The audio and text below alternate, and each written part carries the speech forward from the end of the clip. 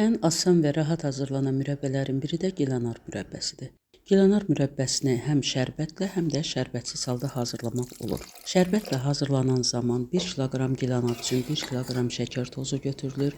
Şəkər tozundan 1 ovuc gilanarın üzərinə səpilir. Qalan şəkər tozunun çox hissəsi ilə şərbət hazırlanır. Yəni şəkər tozunun üzərinə yarı stəkandan da az su əlavə edilir, şərbət hazırlanır. Şərbət gilanarın üzərinə əlavə edilir. Yenidən qaynara düşdükdən sonra gilanar su buraxdıqdan sonra yarı stəkana qədər əlavə etdiyimiz suyun hesabına 1 stəkandan artıq gilanar şirəsini götürürük. Bu ona görədir ki, çox qaynamasın, rəngi qatılaşmasın.